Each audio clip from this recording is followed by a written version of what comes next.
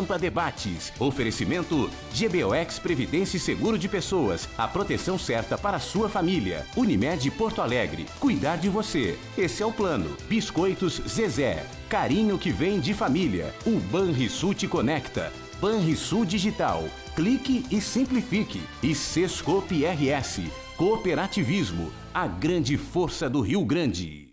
Estamos iniciando mais um Pampa Debates. Melvis Barros Júnior já aquecendo para entrar no gramado.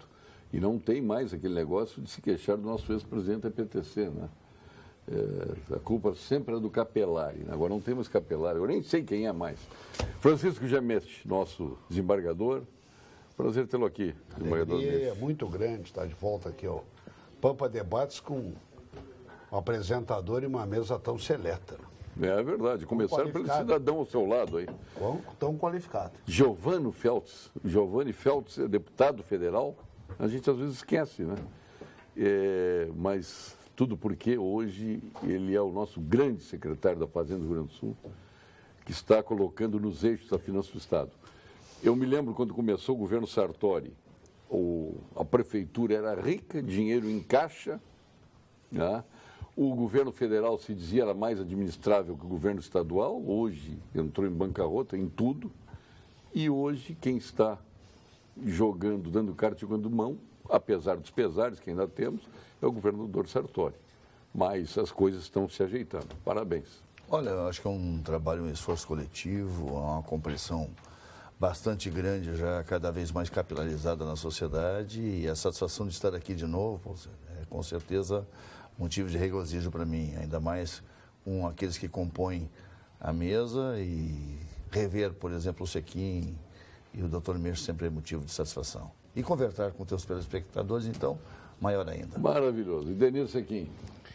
Eu estava dizendo, o Giovanni Feltz e o governador Sartori pagaram um dia adiantado o saldo do salário. Era para ser amanhã e pagaram hoje. Está começando a... Está começando a engrenar.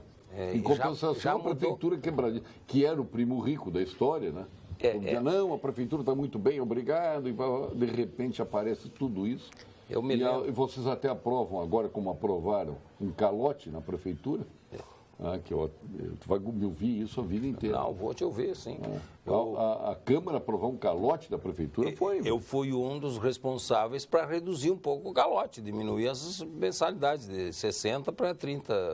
Sim, só voltava ele querer jogar para o outro prefeito. Era o que estava aparecendo. Então, mas eu lembro, você falou de pegar uma coisa ruim, quando o Fogaça assumiu a prefeitura de Porto Alegre, estava mais ou menos como o Estado recebeu agora, como o governador Sartori recebeu. E com muita paciência, com muita clareza, transparência, como está fazendo o Giovanni Sartori, de mostrar como é que as coisas estavam, o Fogaça conseguiu colocar no azul no segundo ano já da prefeitura. E eu espero, sinceramente, ninguém quer que a prefeitura continue como está. Espero que o Marquesan acerte. Todos nós de Porto Alegre queremos que acerte. Não vai ser os vereadores, quando ele começou a brigar com os vereadores, que vão atrapalhar. Não, nós vamos ajudar. Luz do fundo do nós vamos ajudar. Não é com calote que... Aquilo que é bom para a cidade, nós vamos ajudar. Melvis Barros Júnior, meu presidente do CREA, do Conselho Regional de Engenharia e Agronomia do Rio Grande do Sul, prazer tê-lo aqui. Da mesma forma, Paulo Sérgio, fazia horas que a gente não voltava aqui no teu programa, né? Então, a última vez foi um excelente evento lá que o SENGE, o CREA e a Fundação Nacional de Engenheiros nos proporcionaram lá na PUC, né? Exatamente. Fizemos um evento. Seminário sobre tecnologia, soberania e desenvolvimento. Aliás, quem foi que criou este título? Quem foi que deu a ideia desse evento? Essa ideia, não vou me autopromover, né? Mas foi uma ideia que, numa conversa informal com o presidente Alexandre de Senja, a gente acabou... No Fórum do Plaza, senhor Rafael. Exatamente, lá no Fórum, estavas lá. Sim, me lembro bem, perfeitamente. Porque nos preocupa muito a situação, está falando em finanças do Estado e do Brasil, né? O Rio Grande do Sul hoje está aplicando menos de 1% de infraestrutura. Estudos internacionais mostram que para manter, secretário, o que existe tem que aplicar no mínimo 1,5%. Então a gente não está conseguindo manter a infraestrutura do Estado. Sem infraestrutura do Estado, não atrai investimento. Sem investimento, não arrecada imposto, não sai da crise. O problema do Rio Grande do Sul não é de despesa, é de receita. Se o Estado não tiver essa capacidade de gerar novas receitas, nós não vamos sair da crise, Paulo Sérgio.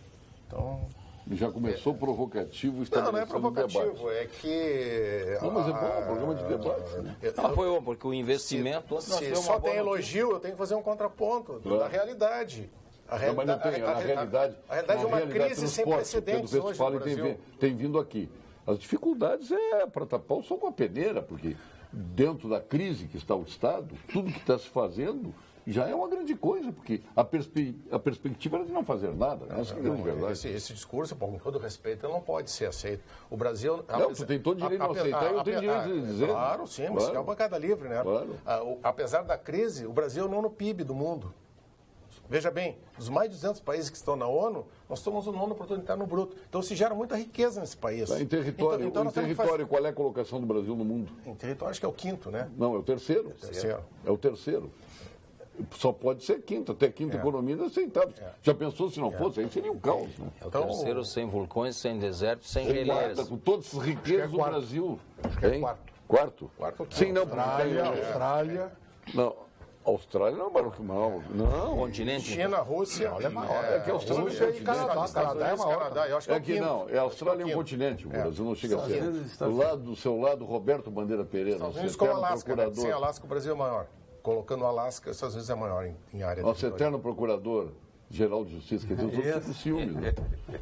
Esse procurador-geral. Não me arruma encrenca aí com meus irmãos. Mas uma vez procurador-geral... Eterno ex-procurador-geral. Para mim, todos bons são eternos. O senhor é um dos bons. Que bom. Não para nós é bom, excelente. Alegria em reencontrá-los todos aqui nessa oportunidade, para esse debate.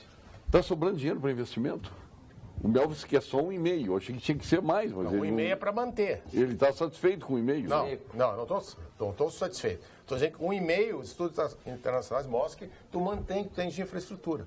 Menos de 1,5 tu começa a perder a infraestrutura. Ou seja, e é o que está acontecendo no Estado. A gente não consegue manter nem as estradas e tal. Precisaríamos estar aplicando de 4% a 5% do PIB estadual em infraestrutura. Secretário, o Rio Grande do Sul não tem conseguido nem de longe, né, aplicar aquilo que corresponderia às demandas, às expectativas da população gaúcha. Né? E o Rio Grande do Sul vem a cada governo e a cada ano, independente de quem seja o líder a ocupar o palácio, diminuindo a sua capacidade de investimento com recursos do Tesouro. Vem se mantendo há um bom tempo o fruto de financiamentos, quando não, o fruto dos financiamentos não sejam utilizados também para pagar folha e custeio. Então nós estamos numa encruzilhada bastante grande e me parece até agora decisiva nessas próximas semanas e meses.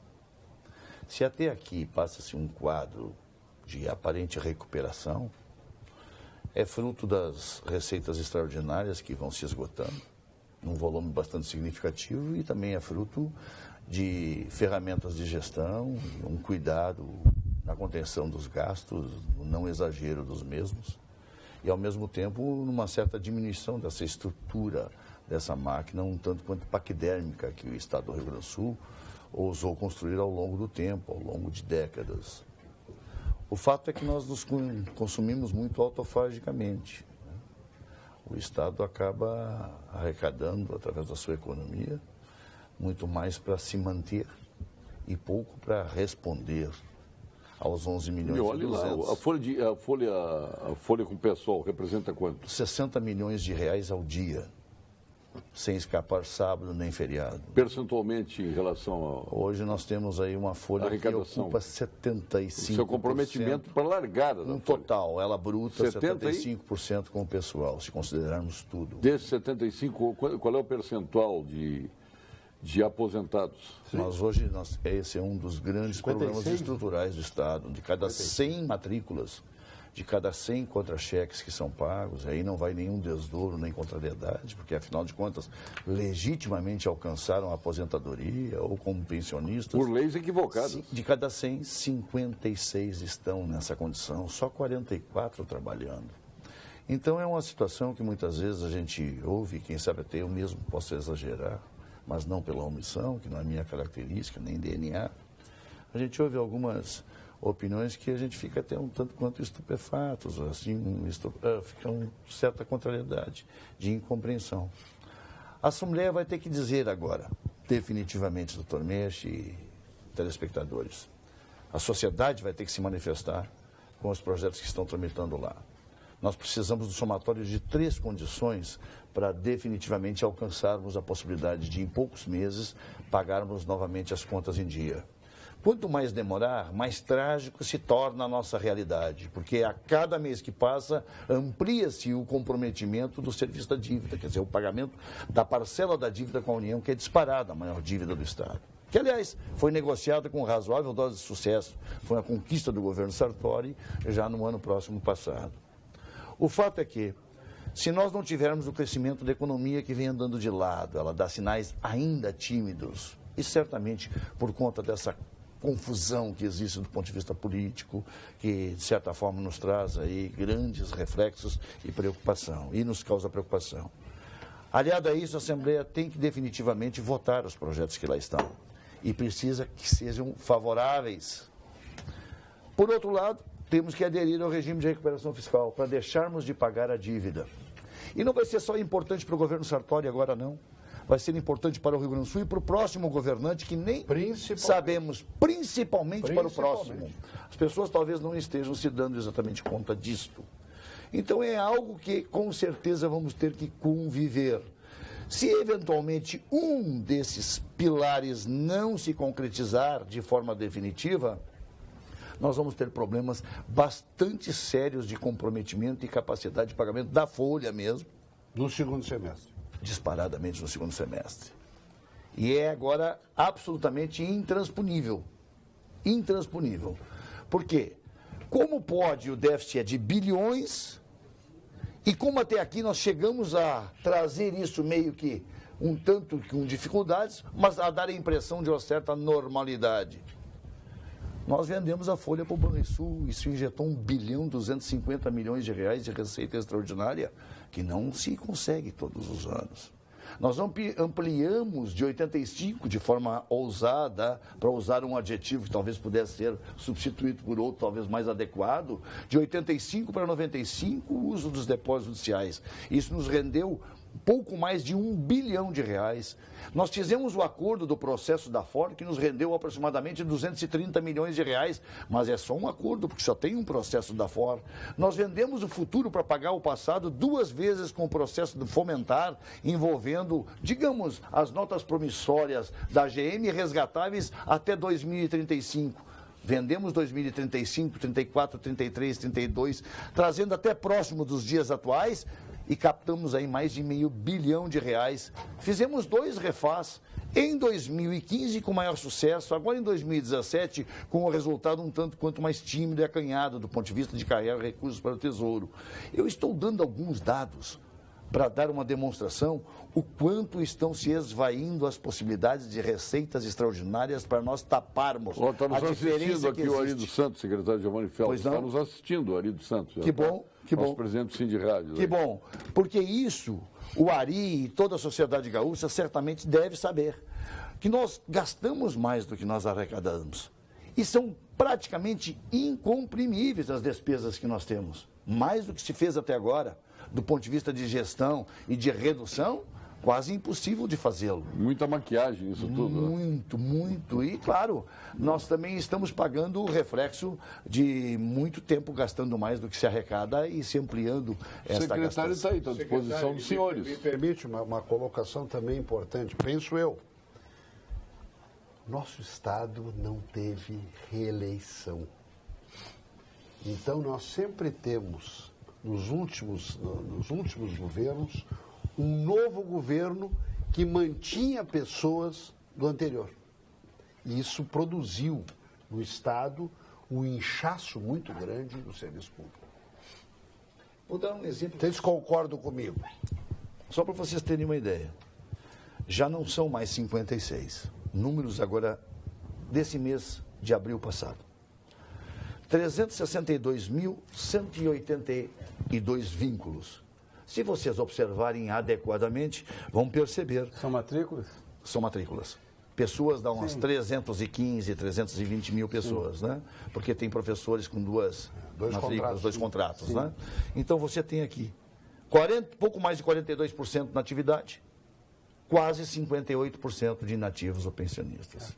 Na verdade, essa é a realidade. enfim, não vou contestar a realidade, Claro. até porque o secretário está vivendo isso segundo a segundo, minuto a minuto. Mas evidentemente que esse percentual a mais de inativos decorre da incapacidade do Estado também, no decorrer desse tempo, de reposição. Não que isso seja, esse crescimento vegetativo não é algo que aconteça despropositadamente. Aqui vagas existem aos borbotões que não podem ser repostas. Está sobrando gente. Com muito menos gente, o Estado faz a mesma coisa. Roberto, quer inchar mais o Estado. Não tem como pagar os que estão aí, não dá para botar mais. Não. Dá licença de eu concluir o raciocínio? Conclui. Que eu quero dizer que a grande massa dessas aposentadorias está focada em carreiras cujo número não se tem como rebaixar, que é a questão da segurança pública. Isso faz um volume significativo. Então, se entrar uma turma hoje de 6 mil policiais militares, que é a pretensão do governo, e aliás, saúde do secretário, saúde do governo, porque de fato eu sei do esforço nessa notícia, mas o que eu quero dizer é que esta turma implementará condições para aposentadoria ao mesmo tempo, daqui a um tempo. Isso está acontecendo sistematicamente. As levas são grandes porque as turmas adquirem, na mesma conjuntura de tempo, a capacidade de aposentadoria. E o Estado, por outro lado, não tem capacidade de recolocação ou de nomeação para tapar esses furos. Eu estou dizendo alguma coisa errada? Eu não estou defendendo o Estado. Isso é um dos fatores, estão durando 20 anos a mais. Isso é um dos fatores. Não, tá. Mas pega o caso da segurança pública, especificamente na questão da Brigada Militar. Sim. Há, com certeza, um clamor para maior volume de segurança de todos nós, da sociedade, é legítimo. E que bom que o governo atendeu isso, na medida em que abre esse concurso corajoso, ousado, né? Mas olha a realidade. 18.552 na inatividade. Não. 24. Na atividade, 24.640 na inatividade. Não tem como São fazer 43 mil policiais militares que nós pagamos. Que é o que a reforma da Previdência virá no sentido De tentar amainar um pouco esses reflexos na questão da idade. Mas, de qualquer forma, em carreiras numerosas, o atingir capacidade ou condições de aposentadoria acontece ao mesmo tempo para muita gente. E aí o impacto acaba sendo mais sentido. Os impactos são maiores. O percentual, sim, mas o montante empregado nisso é muito grande. Eu não sei se cada vez maior. Muito bem, é o seguinte, nós temos, por exemplo, no Poder Judiciário nós temos a necessidade de 2 mil servidores. Nós temos a necessidade, eu estou trabalhando com números redondos. Todo mundo está trabalhando dessa maneira, né? de 200 juízes. O número de processos aumenta. Eu estava hoje ainda verificando isso. Quando eu entrei no Poder Judiciário em 95, nós julgávamos de 20 a 30 processos por sessão. Hoje nós julgamos 500 processos por sessão. Vejam, então a necessidade cada vez maior, por questões, e nós estamos tratando disso, por questões que não se precisava, por exemplo, a questão da corrupção. Nós precisávamos estar debruçados sobre questões grandes de corrupção ativa, passiva, improbidade. Esse é o grande causador disso. Exatamente. Então, a necessidade, e mais, de deslocados de questões muito importantes, por exemplo, questões tributárias. Eu não estou me contraditando, só para deixar claro. Está certo. Não estou contraditando o que está dizendo o secretário. Está dizendo a necessidade. O argumento que o secretário está trazendo é um argumento matemático. Agora, a questão toda é o seguinte, o que está acontecendo? Eu não estou aqui a fazer crítica, mas com a situação de o Estado se colocar na contingência de parcelar o salário do servidor, e essa é uma realidade que o Executivo está passando, por conta, inclusive, do que pegou, estruturado já, o que isso está gerando no mercado consumidor, um mercado importante consumidor, que é o servidor público. Está havendo uma reeducação, de certa forma, até de forma forçada, mas de forma positiva para as famílias, mas está criando uma nova cultura de consumo. E, evidentemente, que isso entra num círculo vicioso em diminuindo o consumo, de dar efeito lá na arrecadação, porque as pessoas pararam de entrar nas lojas para comprar aquilo que não é absolutamente necessário. Mas isso não é um problema do secretário nem do Estado. Isso é um problema o quê? Que estão transferindo as riquezas do país para paraísos fiscais num desaguadouro de corrupção, ou seja, só três indivíduos, eu estou falando só 3 indivíduos nos últimos 20 dias repuseram mais de R$1 bilhão nos cofres públicos. Então, aos magotes não se fala mais de milhões, estão falando de bilhões. Secretário, eu li, pode ser que eu tenha, até se não sejam dados fidedignos, que agora em maio e junho foram mais de 1 bilhão de emendas individuais. 1 bilhão de emendas individuais para parlamentares. Liberadas? Não. É possível que tenha ocorrido. O senhor é um deputado federal de primeiríssima linha. Mais votado? Teve uma aqui, uma emenda, quero fazer a justiça. Eu vou dizer, e digo certamente que ninguém aqui vai me contradizer, desde o governo Fernando Henrique Cardoso, está havendo uma inversão tremenda no que diz respeito na questão do Pacto Federativo, e também foi prefeito, que é o seguinte: as coisas acontecem, na verdade, no município, tudo mais é virtual, o Estado é virtual e a União é virtual. O problema acontece no colo do prefeito e do vereador que está ali sujeito àquela cobrança direta do cara, vai tomar um cafezinho, vai no supermercado comprar um pão ali, e o prefeito está sendo acuado. E cada vez menos tem esses entes participação no bolo, e o Estado está pagando essa conta. É um essa reforma tributária. Mas só cada um quer ser o jeito e a seu modo. Claro. Mas, secretário, eu quero dizer o seguinte, independente de percentuais, o senhor está falando em percentuais. Pois não. Percentual é revelador, mas o mais importante é o montante do que o Estado tem que pagar. Bota mais gente, não diminui o aposentado. O aposentado continua recebendo. Então é mais despesa para o Estado. Quer dizer, cada vez mais são menos pessoas pagando essa conta. É verdade. Até por esse fator de consumo que o Roberto falou, e a questão também de empresas que estão fechando por todas as dificuldades que tem o Brasil. Aí vão para o Paraguai, vão para Portugal, vão para outros estados, né? Isso aí é uma dificuldade bárbara. Então não adianta inchar mais o Estado. Não tenho a menor dúvida. E um outro detalhe muito importante. Falou o secretário do problema da queda da arrecadação. A queda da arrecadação, vamos pegar, por exemplo, o ICMS. 25% do ICMS vai para os municípios. Sem dúvida.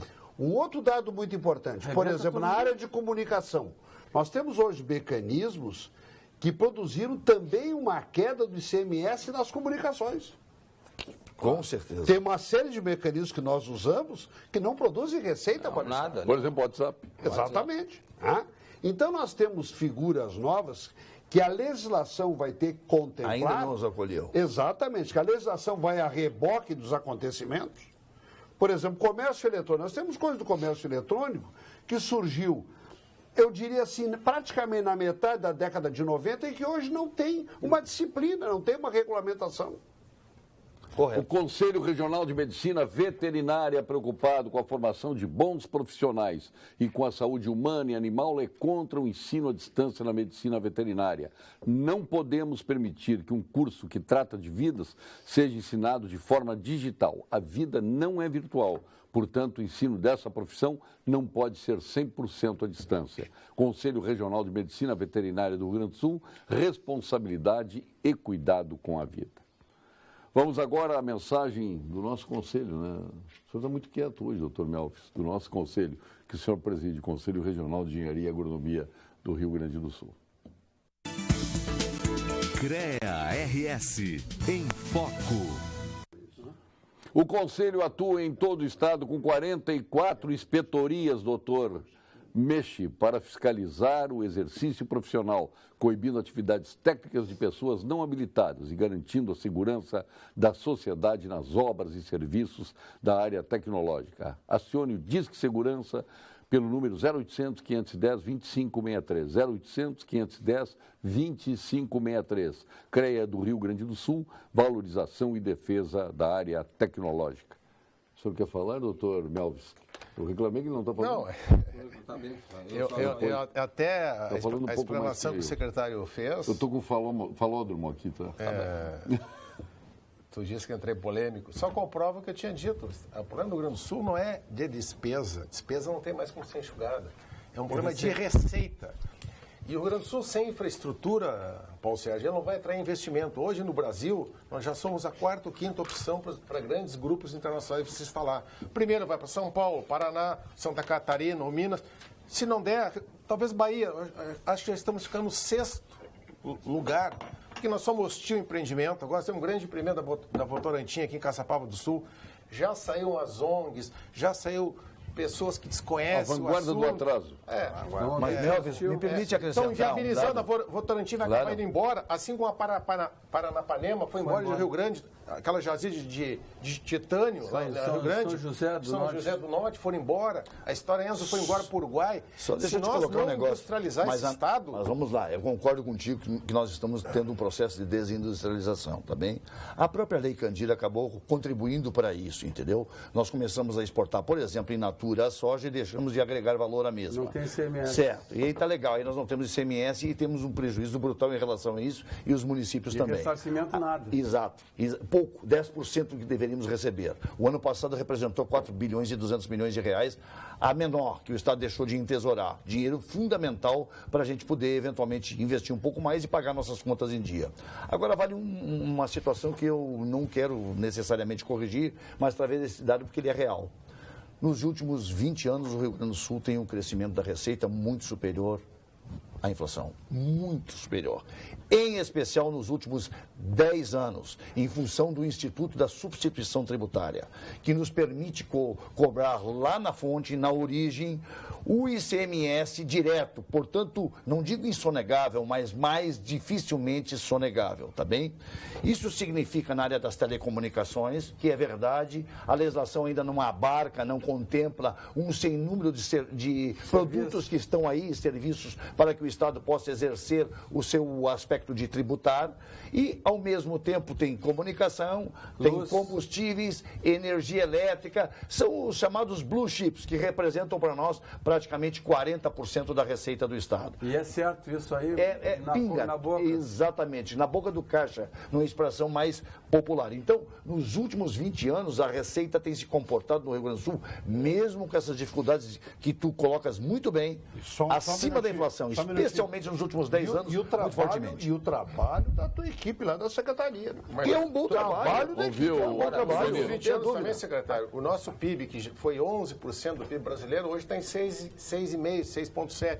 Então, isso mostra o empobrecimento do Estado perante ao cenário da federação. Exatamente. Mas daí você tem que considerar os outros 26 atores também. Aí você vai perceber que estados que nem Goiás, estado que nem a Bahia, que nem Pernambuco e Ceará, antes eles eram absolutamente periféricos e hoje são protagonistas do processo econômico e evolutivo da sociedade brasileira, industrial e produtivo. Então, isso é que nos faz colocar nessa situação. Nós não tivemos a capacidade de nos manter como protagonistas. Isso tu tens um bocado de razão. Nós temos que analisar as causas. Eu acho que ontem... E o Estado acabou ampliando-se e ficando um gigante. E o pior dele, paquidérmico, ele não é ágil na solução dos problemas, ele não responde. Secretário, ontem o senhor foi anunciado no Rio Grande um trabalho que o senhor vinha mantendo em silêncio absoluto com o governador, que foi essa expansão da GM.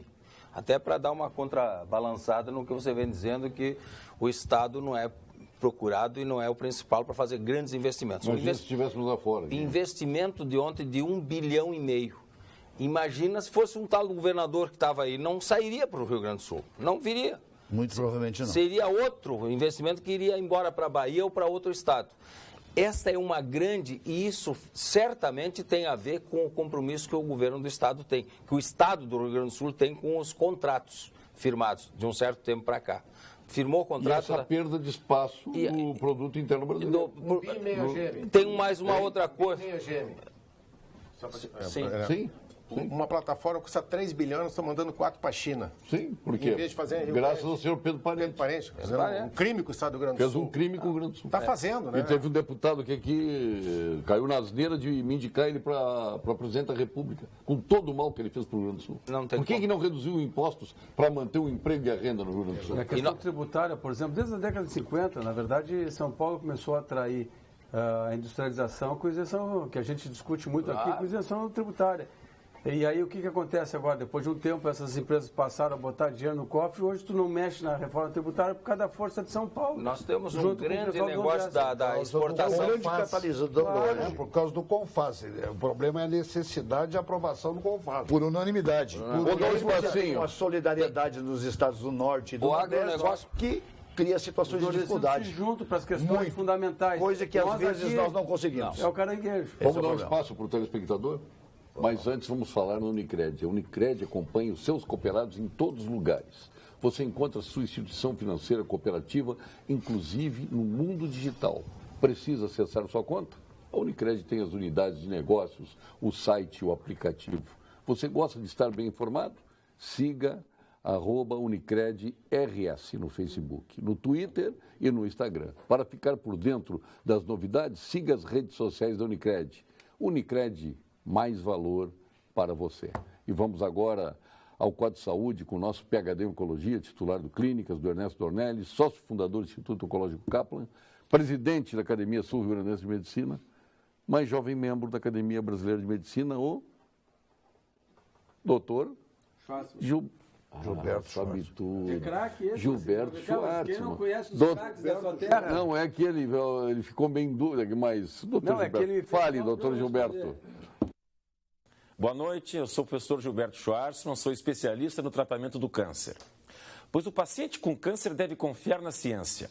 Há milhares de cientistas trabalhando continuamente na busca de novos tratamentos. Eu vou dar um exemplo aos senhores.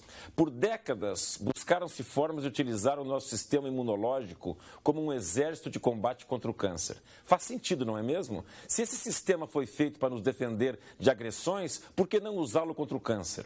Pois os cientistas descobriram recentemente formas de ativar a reação do nosso sistema de defesa contra o câncer. Há várias pesquisas em andamento e novos medicamentos que fazem despertar o nosso sistema de defesa. Incrível, não? Discuta esse assunto com o seu médico. Olha aqui, Paulo Sérgio, hoje tu levas ou traz no programa o secretário da Fazenda e não convidas o deputado Lara. Que pena, queria ver o debate entre os dois. Por que será, hein? Olha, sabes que eu estive numa audiência pública na Assembleia Legislativa e eu também estranhei a ausência do deputado Lara exatamente para falar sobre esses assuntos da Lei Candir. E naquele dia que eu estava aqui, tu havias combinado com ele de que convidasse ele para ele vir, né? E ele também não veio. Ele não veio. Ou se quiseres marcar, eu estou à disposição, tá Deixar bem? bem claro. Até para a gente deixar bem claro o que decidiu o Supremo Tribunal Federal, se vai haver encontro de contas mesmo, Que se Minas Gerais tem ganhou. direito e Tem ganhou nada. mesmo, Tudo frio. se é real, o que é. Aí eu acho que é bom a gente conversar face to face, acho que é melhor. Deram uma informação. Jorge ao do deputado Carmo de Frio. Tapes, quem consome nossas riquezas são os poderes, com aposentadorias absurdas, cargos de confiança aos milhares, está dizendo aqui o Jorge do Carmo de Tapes. Doutor Mexe. Dizer ao Jorge que, efetivamente, nós temos cargos de confiança, por exemplo, no Poder Judiciário. Agora, é importante verificar a atividade e o trabalho de cada um. Eu tenho um retrato muito rico disso.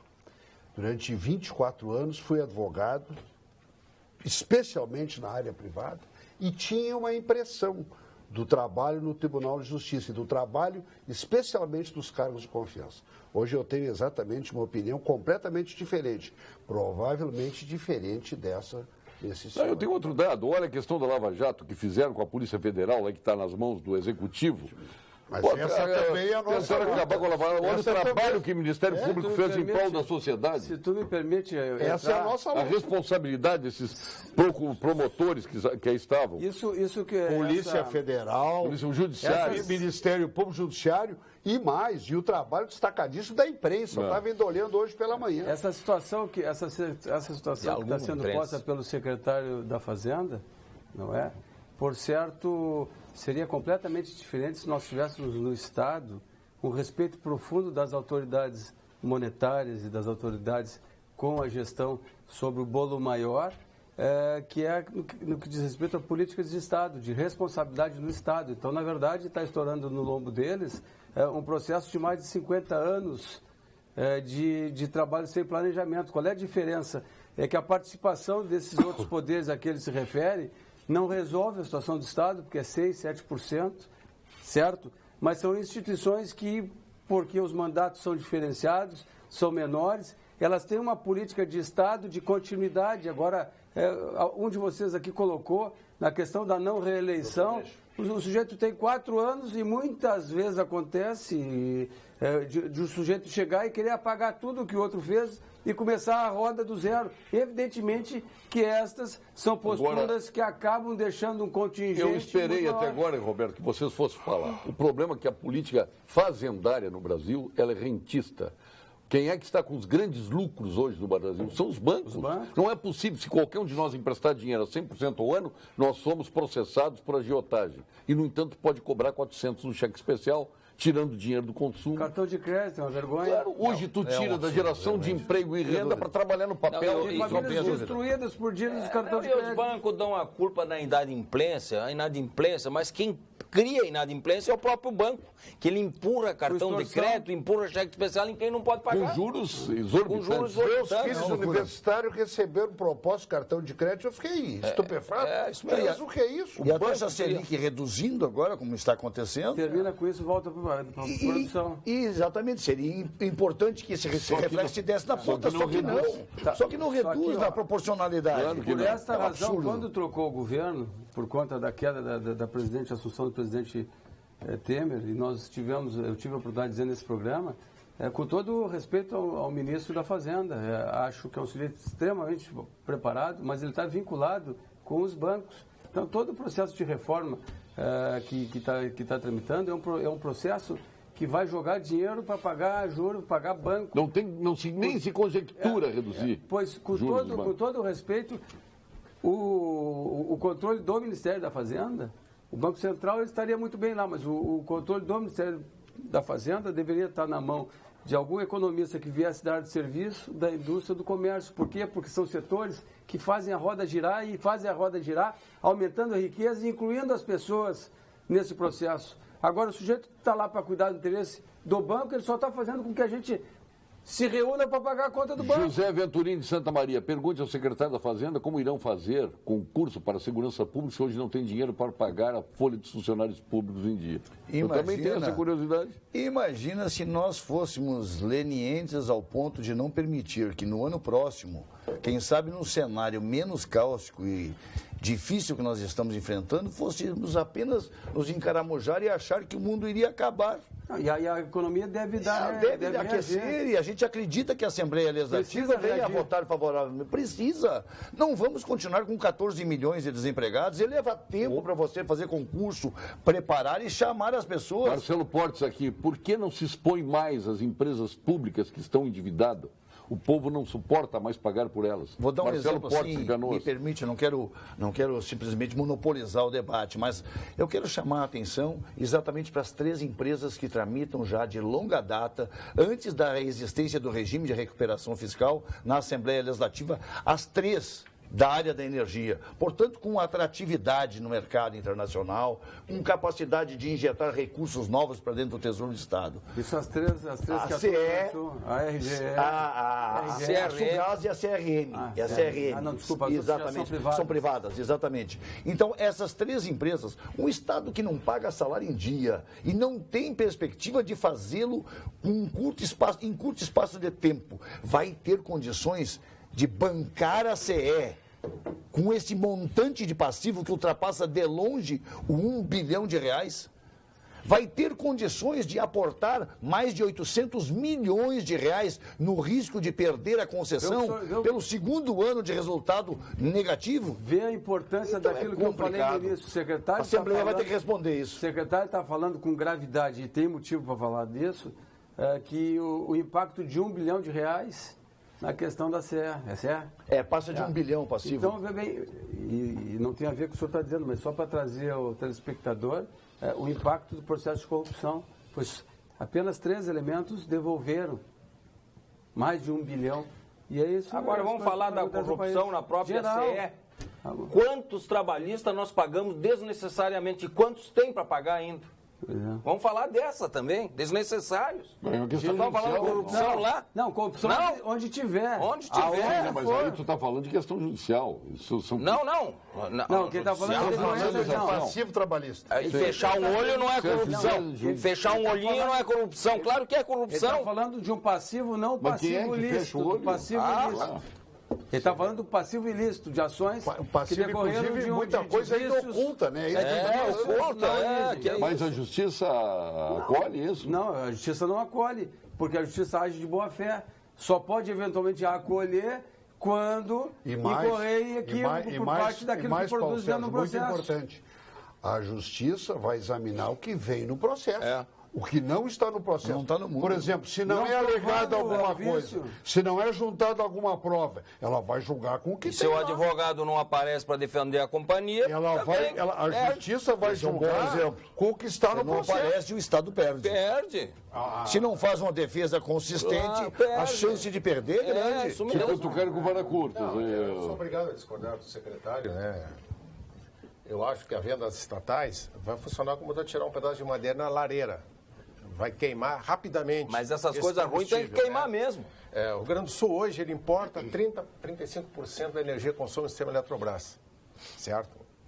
Nós temos a capacidade de gerar energia termoelétrica ali em Candiota fantástica de suprir essa deficiência, né? Eu tenho dito isso à ANEEL de forma criminosa, eu tenho usado uma palavra bem dura, criminosa, ela proibiu o leilão de termoelétrica.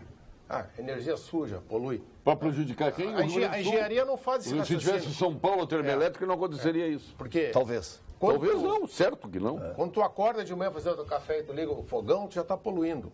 A pergunta é, polui o quanto? Essa é a pergunta que tem que se fazer. Uma termoelétrica hoje de 500 megawatts, ela polui o equivalente aos carros que circulam uma cidade de 30 mil habitantes. Vê se os Estados Unidos abdica Exatamente. de Olha o termoelétrica. Donald Trump agora. Né? Então, Arrumamos alguém para defender o Trump aqui. O que vai acontecer num segundo momento? O chinês já domina 70% do mercado de distribuição. Querem pegar o restante da CE, provavelmente querem pegar a CRM, né? Quando o chinês dominar o mercado, é interessante que é uma estatal chinesa. Será que os chineses são mais inteligentes que nós? Não, mas existem Tem diversos mais players no capacidade mundo, não é só de chineses. gestão. O Japão está interessado, o governador esteve numa missão lá e houve manifestações de investimentos, capacidade de O investimentos. negócio Não é para só nós não chinês, serve, mas serve para o né? chinês, serve para o japonês. Então eu não consigo entender essa lógica. Mas nós temos que ter capital para poder, quem sabe, explorar consigo entender na essa plenitude lógica. o que a gente tem de riqueza. Agora, num segundo momento, Paulo Sérgio, um chinês, por exemplo, tu acha que o macacão ele vai trazer da China, a botina do operário ele vai trazer da China, o fio ele vai trazer da China, o transformador, o barramento ele vai trazer da China. Isso na segunda, terceira, quarta cadeia produtiva vai gerar, em curto espaço de tempo, né, uma crise imensa de pequenas e médias empresas do Rio Grande do Sul que vão fechar. Nós não podemos ter uma visão imediatista de não deixar o fogo apagar e tocar um pedaço de lenha na lareira. Eu duvido que Vai a CE queimar tenha rápido. comprado uma botina nos últimos 20 anos de uma empresa pequena. Uma botina. Bom, mas aí, doutor, é questão Uma de gestão. botina, É não questão é, de gestão. mas questão de gestão. 50 anos em gestão, É não questão compra de uma gestão. botina, É não questão compra de nada, gestão. não Vou gosta te de dar dois gestão. exemplos. Não. Doutor, vou lhe dar dois exemplos. É questão de gestão. Deixaram um passivo que se acumulou. A parte ruim ficou depois da privatização dos 2/3 da parte boa. Isso é verídico. O Santoro Brito. Mas o problema do seu passivo, partido, na com época. certeza. Mas o problema do passivo é a questão de gestão, em boa medida, de responsabilidade de gestão. Quer ver que é outra questão de gestão? Onde é que foram parar aqueles mais de 3 bilhões que entraram nos últimos anos no cofre da CE, fruto daquela ação da Dilma quando Vieira da Cunha era o presidente da companhia há 20 anos atrás? Se consumiu no ralo, foi em pouco tempo, sugou. É a mesma coisa que vai acontecer agora. Uma coisa foi para o Caixa Único. Quase nada. Quase nada. Quase nada. Quase nada. Quase nada. Parcela, pô. Quase nada. Na Quase Ieda, no nada. governo Ieda. Não, foi no Tarso. Foi no governo Ieda. Governo anterior. Acho que foi governo Tarso. Governo quando veio Tarso esse que recebeu o dinheiro. Foi o governo Tarso, se não me falha a memória, mas não quero dizer com precisão isso. Tem uma também. parcela grande que veio no governo Ieda. Pode pesquisar. Bom, pode ser. De qualquer forma, é uma soma fantástica de dinheiro, fruto de uma ação que acabou Mas a venda resultando. resolve a situação assim do... O problema é o Deixa seguinte: de gastar, nós deixa de botar nós dinheiro lá. deixamos de botar dinheiro. Para nós não correr o risco, por exemplo, é o segundo ano que ela vai ter resultado negativo a distribuidora. A geração e a transmissão... Porque a parte boa já foi. Exato. Então, o problema todo é o seguinte: nós teríamos que aportar por volta de 850 milhões de reais para não correr risco. Por isso que o governador esteve com o secretário lá na ANEEL para discutir essas questões. A Eletrobras também está em grande dificuldade por conta também de um anúncio, digamos assim, um tanto quanto demagógico, de congelar o valor das tarifas de energia elétrica, que levaram todo o sistema a essa dificuldade, em especial a Eletrobras, que hoje está um tanto quanto claudicante. Então nós estamos pagando o pato exatamente de questões de gestão, de decisões que foram absolutamente equivocadas. Como é que o Estado vai poder tirar da CE o que ela pode dar, digamos assim, com esse peso a ser arrastado? Se o Estado não tem dinheiro para pagar a folha, vai ter dinheiro para aportar 850 milhões da companhia? O mesmo vale para a CRM. Tem um único contrato, onde estava cotado o preço do carvão a aproximadamente R$80 a R$90 a tonelada. Hoje o preço diminuiu por volta de 30% o preço da tonelada do carvão. Preço único, que era para comprar 1,5 milhão de toneladas mês, está comprando por volta de 750 a 800 toneladas mês. Vai ficar de pé essa empresa? Não fica. Por outro lado, nós temos essas questões todas que muito apropriadamente tu colocas do ponto de vista da exploração do nosso carvão. O nosso royalties do petróleo é esse carvão que está aqui. Vamos pegar o caso da Sulgás. Mas então por que a Sulgás? Bom, a Sulgás dá lucro, ela está redondinha. Mas de pouco adianta uma empresa redondinha num estado que não paga o salário, não tem dinheiro de colocar dentro da Sulgás para que ela definitivamente cumpra a sua trajetória de levar gás limpo, de barato custo, quem sabe não só pegando da Bolívia, mas da Argentina ou da própria Petrobras, e fazendo com que a nossa economia venha a crescer definitivamente. Nós não temos capacidade de investir para que a Sulgás possa dar definitivamente lucros maiores e produzir efeitos. Vai ficar gramando. Vai ser redondinha. Dando pequeno lucro com pouca participação no desenvolvimento. Exatamente. Então, esta é que é a questão principal. Por outro lado, sem entrar nessa questão assim mais aguda que tu colocas, que eu acho que é oportuno como preocupação, tem outra alternativa que não seja deixar de pagar a dívida, a economia crescer. E nós termos ativos para apresentar como garantidores para que a União nos autorize a buscar um banco que possa nos emprestar, já que desde que nós assumimos nós não podemos pegar um tostão furado de empréstimo, porque foi comprometido no governo passado, ultrapassou os limites da lei de responsabilidade fiscal, não tem outra alternativa. Nosso furo é de mais de 8 bilhões até o fim do ano que vem. Mais de 8 bilhões de reais. Significa que nós vamos ganhar, mais ou menos, se demorar mais tempo, vai diminuindo essa vantagem, vamos deixar de pagar 4 bilhões e teríamos que alcançar mais ou menos outros 4 bilhões. Para zerar. Por mecanismos de gestão que cada vez vão mais escassos, por receitas extraordinárias que estão se esgotando, ao menos em volumes significativos, precisaríamos de ingresso de recurso novo. Quanto vale a Sulgás, secretário? 150 milhões? Não, a Sulgás hoje eu não tenho uma precificação definitiva da Sulgás, mas a Sulgás vale tranquilamente 800 milhões de reais. A CRM, se nós der de graça, ganhamos financiamento. A CRM, não sei qual é o valor, mas a Sulgás, certamente, a considerar a Mitsui, não é chinês tão somente, a Mitsui, japonesa, que comprou a parte privada da Sulgás. Aliás, não comprou a parte privada, comprou a parte do sistema nacional, na verdade. Comprou por quanto? Por aproximadamente 500 milhões, 600 milhões, se não me falha a memória, sem o controle acionário. Então eu posso projetar e especular que, quem sabe, a gente logre êxito e alcançar 800 milhões de reais, na medida em que passaria a ter o controle acionário da empresa com capacidade de investimento e aí sim servindo para que a economia do Rio Grande do Sul definitivamente pudesse florescer com essa energia limpa chamada gás, que hoje está amarrada por um Estado que não tem capacidade de investir. Se a Assembleia não votar essas coisas favoráveis, e dá conta que talvez não vote, Paulo Sérgio, a Assembleia e a sociedade vai ter que responder pelo que vai acontecer, do ponto de vista do salário dos servidores ali em setembro. Logo ali em setembro, talvez em agosto. Aí alguém diz, mas o FEUS já fez esse tipo de declaração antes. Não com essa contundência. Antes nós sempre tínhamos receitas extraordinárias a serem buscadas. E buscamos. Chegamos até diminuir despesas em negociações duras com o Poder Judiciário. Duríssimas em 2015. Não é verdade? Inclusive, essas fatias, dicas de passagem, de participação dos demais entes na divisão do bolo orçamentário tem diminuído. Ou seja, os percentuais já foram maiores. Sim. O que demonstra também a parceria dos demais. E abaixo, viu, Roberto? E abaixo do limite prudencial. Muitas vezes a gente toma pau. Abaixo do limite prudencial. Muitas vezes a gente toma pau como se fôssemos o problema.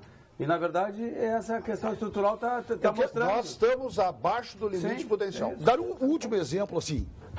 Não foi nenhum, nem 2, nem 3 meses que nós da Fazenda, eu próprio, liguei para chefes de poder ou instituição, órgão de Estado, para dizer, segura um pouco as pontas, porque daí eu posso juntar um pouco mais de dinheiro para pagar um pouquinho mais na primeira parcela do servidor.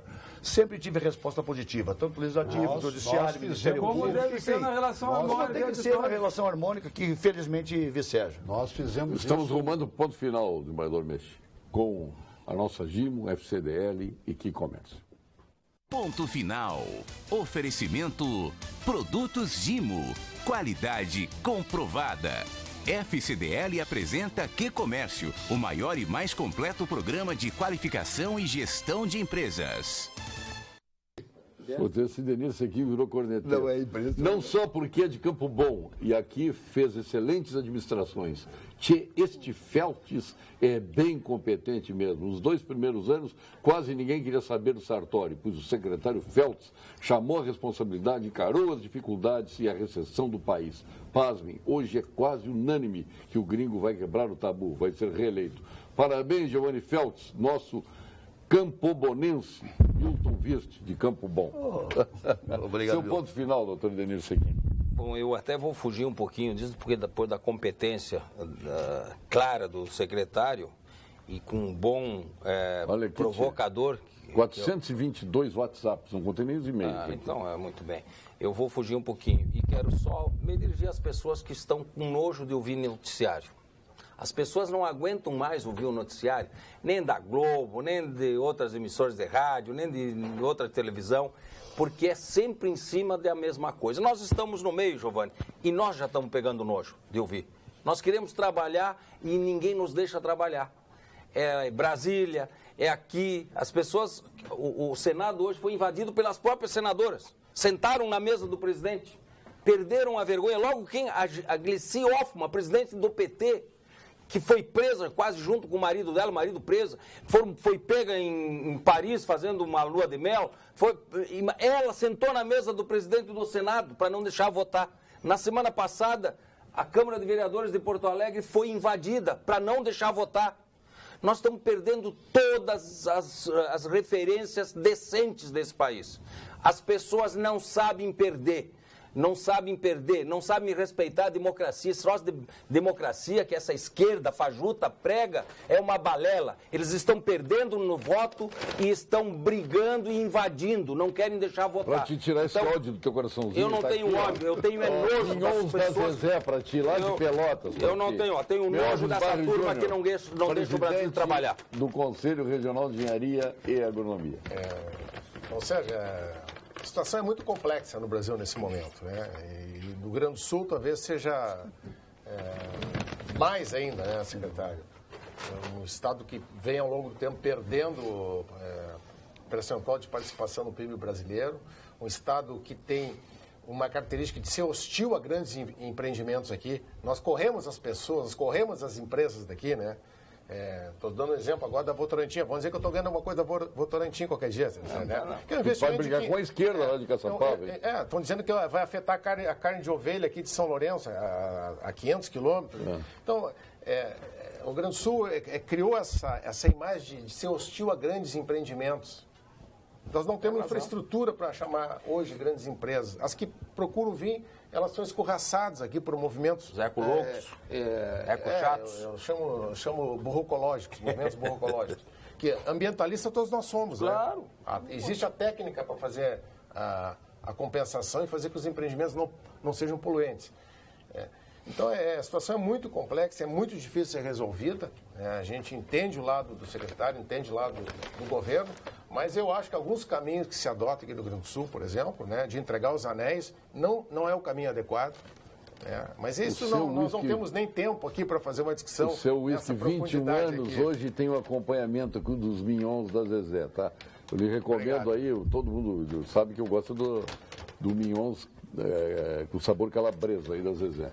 Roberto Bandeira Pereira, nosso eterno Procurador-Geral de Justiça. Eu quero dizer o seguinte, é uma alegria reencontrá-los todos e dizer que eu vejo de forma otimista. Eu acredito que o país vai dar essa volta e mais, uma homenagem à grande massa brasileira de gente honesta, de heróis, que no dia a dia estão fazendo o trabalho de forma decente. É o trabalhador braçal, é o servidor público, é o trabalhador da empresa privada, é o empresário que está agindo de forma correta no dia a dia. Então, na verdade, existe um outro Brasil que não este, representado por 200 pessoas, quem sabe, que salteadores esvaziaram os cofres da nação. Mas acho que que isto é prenúncio de uma época melhor, ou seja, essa roupa precisa ser lavada em público, a ferida tem que ser curada à luz do dia. Biscoitos Zezé para Roberto Bandeira Pereira. Obrigado. Merece o Geton hoje, teve um bom desempenho. Ah, tá bem.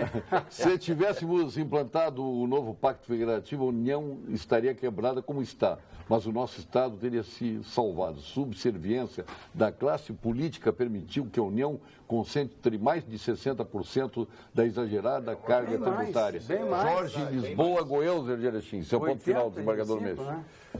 Eu gostaria também de destacar a alegria de estar de volta aqui e dizer que li uma matéria de alguém que vem a esse programa, seguidamente o ex-governador Germano Rigoto, em que ele fala da importância da formação de líderes na agricultura, no agronegócio, no comércio, na indústria, na prestação de serviços, no serviço público, nas organizações profissionais, a formação de grandes líderes.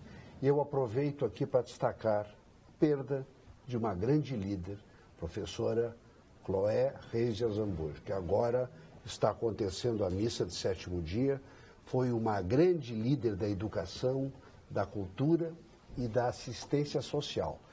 Em Estrela, no grande Vale do Taquari, e também em Venâncio Aires, no grande Vale do Rio Pardo. Uma homenagem aos seus filhos, José Luiz, Jussara, Gisele, Luiz Fernando e netos. E viva os sêniors, como professora aposentada, ela não assinou, mas eu vou ler em respeito a ela. Com mais de 30 anos de magistério público, fico indignada toda vez que comento o número elevado de aposentados. E realmente, se vocês têm razão, esquecemos de morrer logo que nos aposentamos. Não é essa a questão. Eu estou trabalhando há 40 anos e quero trabalhar muito mais. Seu ponto final. Giovanni, antes deixa eu dar aqui para o desembargador Meixo. Claro. Eu já estava reclamando. Depois ele faz beicinho. É bullying. Depois ele faz beicinho. É bullying com o Meixo. É um grande produto. Um grande produto. Aliás, temos um jantar juntos hoje, né? Vamos fazer um aperitivo com mais pessoas juntos, viu? Quem que é entre os dois? Está pintando um clima aí. Vai para casa. Giovanni Feltz, nosso secretário da Fazenda. Verdade, e deputado federal. Na verdade, não queremos contrapor ao direito indesmentível que cada um e cada uma, ao longo de sua vida profissional, acabou adquirindo por força da legislação existente naquele momento. É apenas para contextualizar e, tanto quanto possível, compartilhar essas informações com a sociedade como um todo, os mais de 11 milhões de gaúchos e gaúchas. Por outro lado, é absolutamente necessário que eu também deixe aqui um lançar de expectativa, de esperança. O governo atual vem fazendo um esforço brutal, liderado pelo governador Sartori, pelo vice Cairoli, todos nós, com as nossas dificuldades, nossas limitações, mas com o nosso bem-querer em relação ao Estado e essa gente. Por outro lado, a gente tem que acreditar que vamos sair desta. Assim como falou o eterno procurador, Dr. Roberto, no Brasil vai sair desta também, especialmente com a expectativa de que não dá para piorar mais do que já está. Por outro lado, também não dá para a gente ser otimista sem, eventualmente, aplainarmos o terreno um pouco mais do ponto de vista da execuibilidade, da materialização de um equilíbrio fiscal que é tão necessário e que deve ser buscado constantemente aqui no estado do Rio Grande do Sul. Digo para vocês, esse estado, ele é com certeza um sucesso para fora, muitas vezes, da atividade pública, e nós, muitas vezes, fomos deixando chegar numa situação com responsabilidade maior ou menor de um e de outro, não importa, o fato é que nós temos que enfrentar essas questões. Qualquer alteração provoca incompreensão, ranger de dentes, torcida de nariz, mas elas são necessárias. Tem um ditado que aprendi quando era criança, o que arde cura. Não que a gente queira que as coisas venham a arder. O fato é que elas não poderiam continuar a ir na senda que estávamos a percorrer.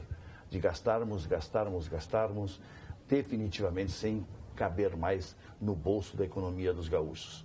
Há necessidade de nós contermos um pouco isso e direcionarmos para um Estado mais equilibrado que possa responder minimamente às tuas demandas e às nossas necessidades. Boa noite. O secretário da Fazenda coloca a culpa na crise financeira do Estado nos inativos. Não é isso. Ninguém disse isso. Muito simples, o desejo do secretário seria acabar com os inativos. Não sou advogado dele, eu só quero dizer uma coisa. Mas eu só quero dizer uma coisa. O que nós queremos acabar é com a aposentadoria aos 48 anos de idade. Como tem aí uma infinidade, até com menos que isso. Isso é uma barbaridade que fazem com quem contribui. Com o Paulo, que está mandando esse e-mail aqui. Isso é uma barbaridade. Ah, é legal, não é moral e não é ético uma aposentadoria com a idade dessas. É isso que não pode acontecer. E depois a gente vê como desembargador que escapou da lei da Bengala, o desembargador Genaro Baroni Borges, que aos 70 anos não queria sair do tribunal e foi obrigado a sair pela compulsória, como acontece com os coronéis da brigada, não querem sair e são obrigados a sair pela tal compulsória. Atingiu a idade limite. É um absurdo isso, é contra isso que se quer acabar. Concorda comigo, secretário? É por aí. Eu vejo profissionais na área militar, lamentavelmente, embora a lei os faculte esse direito... É legal, não é moral, não é ético. Se aposentando com 42, 43 anos. Nós tivemos uma policial militar no ano passado se aposentando com menos de 40 anos de idade. É possível isso? Essa casinha fica de pé? Não tem como ficar. Não tem. É a legislação que os parlamentares aprovaram. É legal. É que as legislações do doutor Roberto e Melvis não passam por depuração moral e ética. Eu falo com tranquilidade sobre isso, eu estou pagando o terceiro pedágio, eu estou há 1 ano de atingir o tempo para aposentadoria, mas vou até os 75. Parabéns. Que ninguém dentro do Ministério Público visualize a minha vaga como algo presente, porque vai demorar. Já deixa claro isso. Não, mas acabou. Estou dizendo aqui em público. Acabou. Paulo Sérgio, aqui fala de Sapucaia. Ele não tem que dar o nome, senão não dá. Ele fala aqui nos desvios da corrupção, que é violenta, e na incompetência, que é pior ainda. Tem umas moças aqui mandando mensagem para ti, Denir aqui. Para mim, muito obrigado. O Denir é solteiro? É o único solteiro. Ah, não, pois é. É viúvo. O Denir é viúvo. Olha aqui, tem um caso particular. Tem fã-clube, hein? Por favor, leia a minha mensagem. Como fica a situação dos professores sem reposição da inflação há 3 anos? Falo somente da reposição. Esperam a resposta do secretário. Com carinho, Inês. Olha, Inês, eu agradeço e com o mesmo carinho e respeito com a qual tu se dirige em relação ao eventual e momentâneo secretário da Fazenda do Estado do Rio Grande do Sul. Talvez a gente tenha dificuldade de fazer a reposição nos percentuais inflacionários ocorridos nesse período. Não é o desejo de nenhum político e de nenhum gestor público ou privado de que isso aconteça. Mas talvez a gente tenha que produzir algumas alterações, especialmente na nossa compreensão. É verdade que o Rio Grande do Sul tem o 2º pior piso do magistério do país. É verdade, Inês. Mas também não é menos verdadeiro que é o 5º ou 6º melhor salário no bolso do país. Por que isso acontece? Porque no plano de carreira são 6 níveis. O nível 1 não tem ninguém e é o 2º pior piso. O nível 2, que ganha um pouco mais, não tem ninguém. O nível 3 não tem nenhum professor. O nível 4 ainda remanescem alguns poucos que são frutos do normal, formados os antigos normalistas. Hoje, quando faz concurso público, já entra direto no nível 5. É pouco que ganham, não tem a menor... Secretário, muito obrigado. A Carla está dizendo aqui, ao Bandeira Pereira, em que estado ou país o senhor vive? Qual a sua realidade? Não é a nossa, Carla. Obrigado, doutor Roberto Bandeira Pereira. Obrigado, Melvis Barro Júnior, presidente do CREA. Obrigado, vereador Denir Sequim, desembargador Mexe, secretário Giovanni Feltz. Um grande abraço. Retornaremos amanhã com mais um Pampa Debates. Vem aí o Jornal da Pampa, na região aqui de Porto Alegre, sul do estado, a apresentação da Vera Armando. O Vilceu Godoy traz notícias da TV Pampa Centro e o Álvaro da Mini, lá da TV Pampa Norte. Obrigado, boa noite.